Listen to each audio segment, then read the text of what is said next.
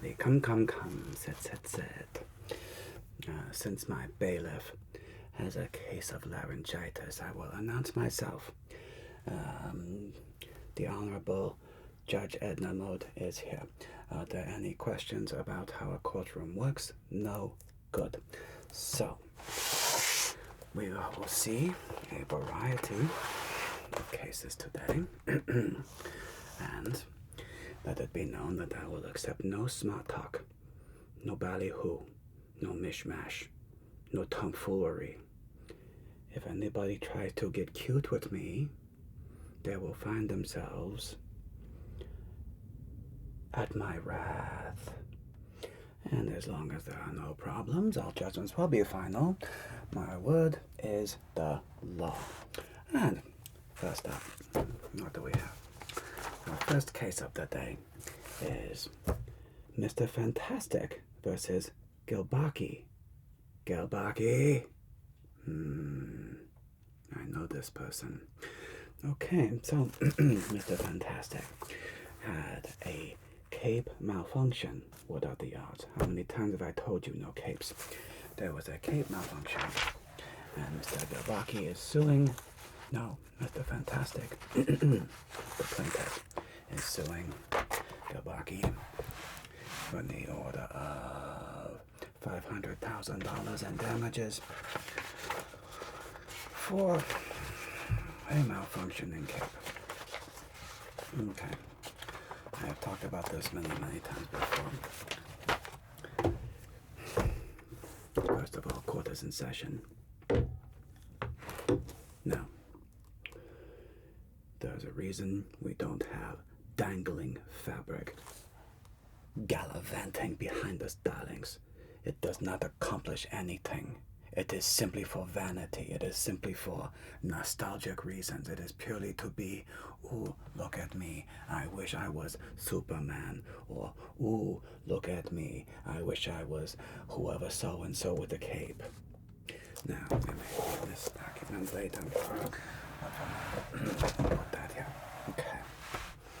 So, I have laid my judgment before on capes and how much I dislike them. And yet, Gilbaki insists on continuing this old and, frankly, offensive trend. Therefore, I am ruling in honor of the plaintiff. However, it must be noted, I am not offering the plaintiff the full amount for, I think, $500,000 for a choice that you personally made out of your own vanity is a bit excessive, even though I do think Gilbaki has been shifty and sub-satisfactory for many years, oftentimes being a direct competitor to some of my previous work. So, honoring $100,000 in damages to the plaintiff. Case is adjourned. Next. And who is the next case? What do we have? Okay. We have Captain Sneaky versus Balenciaga. And our hero, Captain Sneaky. I'm aware of your work. You're very, very stealthy. You're very quiet, like a ninja. Our hero claims their new stealth suit is too loud. Every time you move, you're claiming that it squeaks, and therefore it is alarming your potential the bad guys and letting them know that Captain Sneaky is near. Well, that certainly won't work. And wait, what did Balenciaga call it? They called it squeak chic. My God. There is nothing chic about being squeaky, darling. This is an embarrassment. Okay. So first and foremost, when Captain Sneaky, how long have you been wearing this Balenciaga monstrosity? 3 weeks. And in 3 weeks, what have you determined that is wrong? Like, you said it's squeaky. I know you said it's squeaky. How squeaky? You said you sound like Catwoman trying to put on a rubber suit. Well, this is very squeaky. This will never do if you're being very stealthy. So, Balenciaga, do you have anything to say for yourself? You meant it to be squeaky. Really? You meant the suit for Captain Sneaky to be squeaky. This was your intention. Hodgepodge. I don't believe this. This is nonsense. No. That will never do. That will never do. Okay. So, that order of my court. Today, Balenciaga, you will be issuing a new super suit for Captain Sneaky. It will be free of charge, and I am ordering $25,000 in damages so that you don't screw it up again. Case closed. Next. And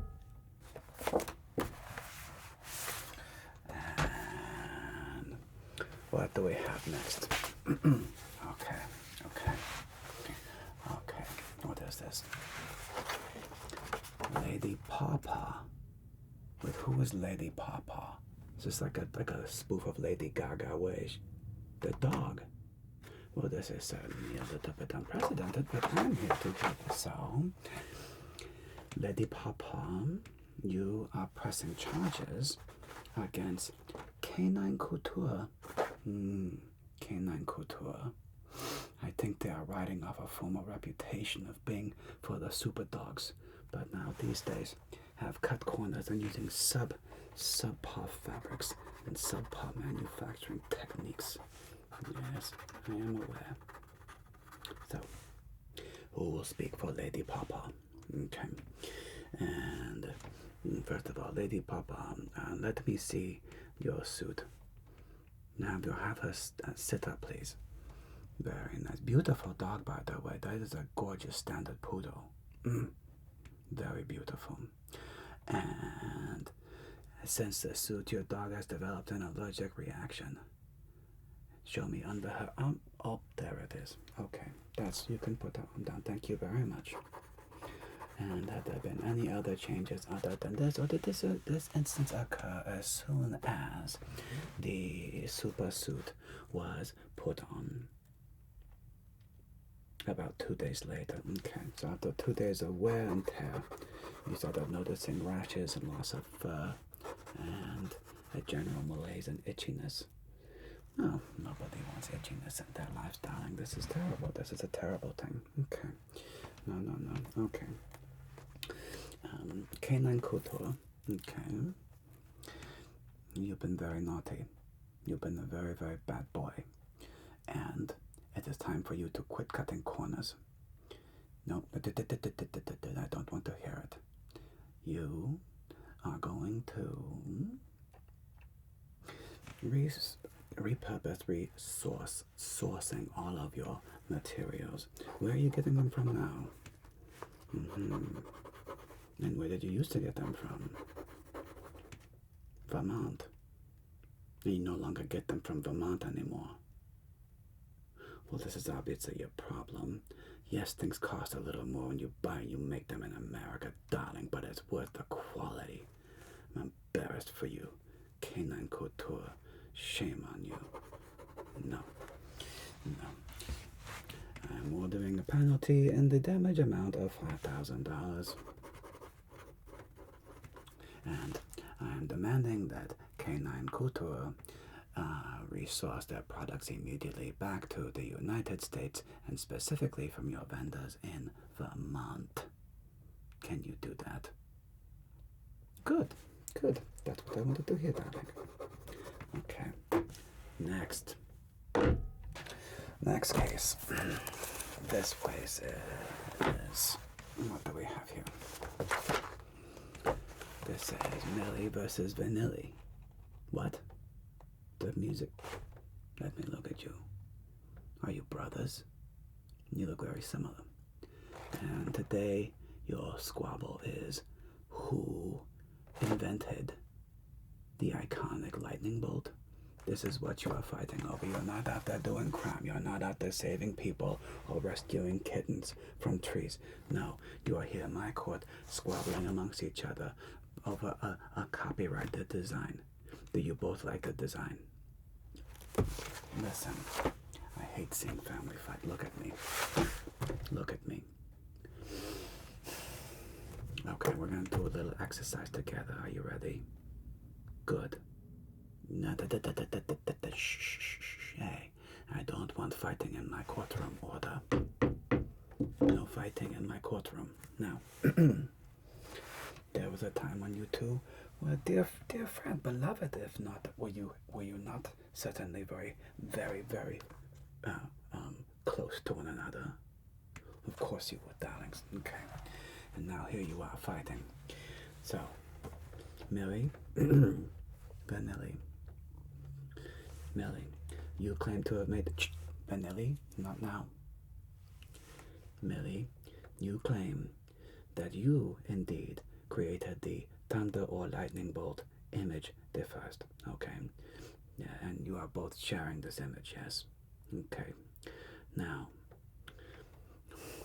what is the payoff of you owning the copyright over your brother? The payoff is what is, right? You get more money, maybe. Okay. You get to what? You can brand it better. Okay. Now, the real meat and potatoes. What is the cost of this desire? Be honest. Loss of friendship, love, connection, business partnership, ultimately money. Instead of working together, you are spending money going to a courtroom settling this nonsense, darlings. So the payoff is truly tragic, and yet here you are. Well, I hate seeing family fight. It is a tragic tale as old as time. Brothers fighting brothers, sisters fighting sisters, fathers fighting sons, sons fighting fathers. It's all tragic and completely unnecessary. So, Milli, do you want the payoff for all of those costs? No, you don't, do you? Vanilli, do you still love your brother? You do, don't you? And what is the cost and the payoff for you? What is first the payoff for you of involving yourself in this drivel? No, you claim that you are the older one, what, by like 4 minutes? This is embarrassing. But technically you're older, and therefore that should be your idea. Was it your idea? Stop. What is the payoff? That you get to be right? Good. What else is the payoff? That you get to look smart? Well, I don't know about that, maybe. What else? That you get credit? Okay, so you want acknowledgement. Okay, you want acknowledgement. Okay, you want to look good. I get that. Okay, and what for you is the cost? Look at your brother when you say this. There you go. Look at each other. And the payoff, the cost is connection, friendship, love, partnership, teamwork, everything that matters, darling. Okay, I've had enough. I am granting both of you joint control over the trademark. You will both own it 50-50. And if one brother would like to buy it from the other brother, the cost will be for $1. And you will figure it out from there, darlings. Okay. Alright, now go fight some crime, go do something good, and quit worrying about squabbling over stupid design choices. Next. Okay. What is this? Lady Dynamo. Ooh, hi Lady Dynamo. Versus the Lodge at Palm Springs. Why, Lady Dynamo, why are you suing the Lodge at Palm Springs? What have they done? They shrunk your super suit. Are you positive that they shrunk your supersuit, or did you simply not have a supersuit that was um, laundry washing machine safe, darling? You know, not all suits are washing machine safe. Oh, this is an issue of fabrics. It's an issue of all kinds of. It's a materials problem, darling. And you, the lodge, you have washed many, many customers' garments, have you not? You have. Were you aware of Lady Dynamo's special needs and for her supersuit? You were made aware. And did you take the proper precautions in laundering Lady Dynamo's supersuit? She claims it shrunk and is no longer has the stretchiness that it once was. You did take the proper precautions. And she told you it was okay just for you to wash it normally. Lady Dynamo, I feel for you, I do, darling. However, this seems like a case of your negligence, okay? You bought a suit from a subpar designer, did you not? Yes, you did. You cut some corners there. And now you go to this establishment and you're trying to get rid of this suit. Yes, you want a new one, and you are trying to offload the cost onto this poor business, the lodge at, where are you at Palm Springs. I'm sure you have a lovely hotel, darlings. Okay, so now in this case I am awarding to the defendant. Now, the suit is your problem, darling. They did not ruin it. You did not provide clear enough instructions, and this is a case more or less of, it's almost like an insurance fraud. I do not accept, no. Honor in favor of the plaintiff, the lodge at Palm Springs. No penalties. You're free to go. Next. Okay. And up next, we have. Who are you, darling? The Glitterator. The Glitterator versus Marchante. Ooh, Marchante. I have not spoken of this name in a moment. Mediocre designer. There's a lot of Marchante. What are you famous for? Well, your gimmicks. You're famous for your gimmicks, your gimmicky costumes. It's fine. It's fine. So, okay, the Glitterator. Why are you called the Glitterator? Because everywhere you do glitter bomb into and away from the scene. You're joking me. Actual glitter. This is how you arrive onto a crime scene. Darling, everybody knows this. Glitter is the herpes of crafts. It is so easy to spread and impossible to get rid of. Okay? No, I do not accept this. This is terrible. So, and you're claiming, look at me, look, you're claiming that what is your actual claim? What is your claim? Your claim is that the glitter bombs in the suit exploded prematurely, causing damage to property, your own eyes. That's adorable. Not to mention scaring off the criminals from the scene and confusing you and allowing the criminals to escape. And you believe this is the fault of Marchant or Marchante. Depends on where in France you're talking from, whether T is silent or not. So, this is your claim. No, I reject this claim. Listen, Marchante, you have done a disservice to yourself and your brand by even considering making a glitter bomb suit. This is an embarrassment to all of us, former and current designers. My God, darling, glitter is disgusting. I found you both at fault. Look at me. Glitter. What is your name again? The Glitterator. Okay, this is a terrible superpower. I reject your superpower. Anything other than glitter. It could even be, I don't care if you're the Ricerator or just even the Confetti-rator. anything other than glitter, darling. Glitter is just the absolute bottom of the barrel. Marchante, quit making gimmicky costumes, darling. You are above this. Your early work was very inspiring. Don't ever forget that. Go back to your roots. Don't worry about these little bells and pops and whistles, darling. Focus on bold, clean design.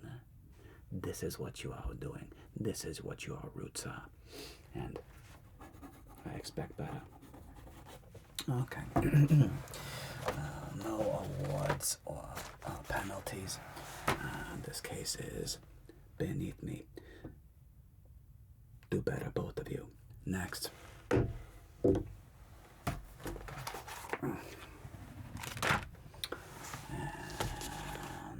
what do we have here? This is Flyboy. Oh, hello, Flyboy. Versus the United States Navy. Okay, come, sit. Okay. Flyboy, you are claiming that your jumpsuit is itchy. You're claiming your jumpsuit is itchy. Really? And defective. Defective. Itchy and defective. And it's not weatherproof enough. What do you... You have the power of flight, do you not? Yeah. And you're claiming that the flight suit provided by the Navy that they let you fly around in, yes, is itchy, not good enough quality, and not weatherproof. Okay. And Navy, what do you have to say for yourself? I see. Okay.